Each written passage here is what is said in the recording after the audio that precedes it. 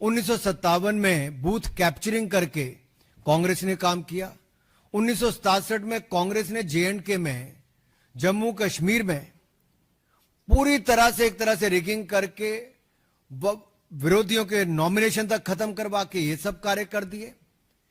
और सरदार पटेल पे तो आज मैं क्या कहूं, वो तो कांग्रेस ने अंदर ही अंदर उनके साथ जो किया, नहीं तो सरदार पटेल शायद पहले प्रधानमंत्री होते।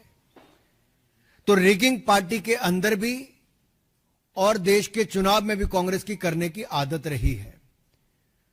और जस्टिस सिन्हा ने जो इंदिरा गांधी जी को 2 अकाउंट्स पे गिल्टी किया था, वो आप देखिए इलेक्टोरल माल प्रैक्टिस के लिए किया था।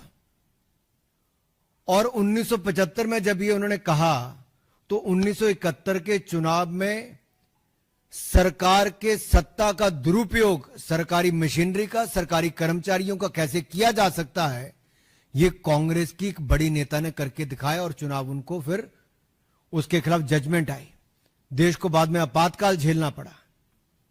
1987 में नेशनल कॉन्फ्रेंस के साथ मिलकर लार्ज स्केल रिगिंग कांग्रेस ने की।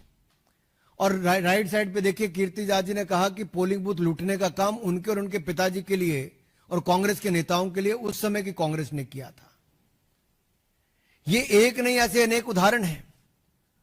और इस परिवार और पार्टी का शुरू से ये रहा है कि चुनाव हारते हो तो वोटर पे ठीकरा फोड़ दो, या इलेक्शन कमीशन पे ठीकरा फोड़ दो, या इलेक्शन कमीशन के नियमों पर, कार्यप्रणाली पर प्रश्न चिन्ह खड़ा कर दो। इंदिरा गांधी जी ने तो यहां तक कह दिया कि मतदाता मूर्खों का टोला है। Indira Gandhi said voters a bunch of fools. और इस 77 का चुनाव हारने के बाद कहा। 1999 में जब राजीव गांधी जी हारे तो उन्होंने बैलेट पेपर पर ठीकरा फोड़ दिया। वो उस समय कहते थे इलेक्ट्रॉनिक मशीन लाओ, आज उनके सुपुत्र राहुल गांधी जी कहते हैं कि भाई ईवीएम बंद करो, वापस बैलेट पेपर पे जाओ।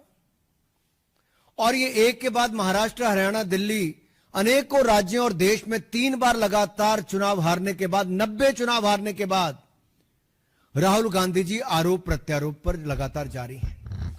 अब इनका मॉडस ऑपरेंडी क्या है राहुल जी का?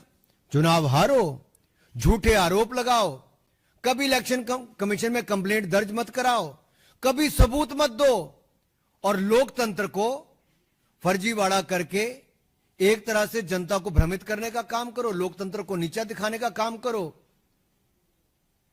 मेरा राहुल गांधी से सीधा सवाल है, किस बात का डर है राहुल जी? शपथ पत्र नहीं देते, सबूत नहीं देते, झूठे आरोप लगाकर भाग जाते हो, और यही आपका तरीका हो गया है। भ्रम फैलाया चुनाव के समय संविधान का लेकर, आज संवैधानिक संस्थाओं पर प्रश्न चिन्ह खड़ा करते हो।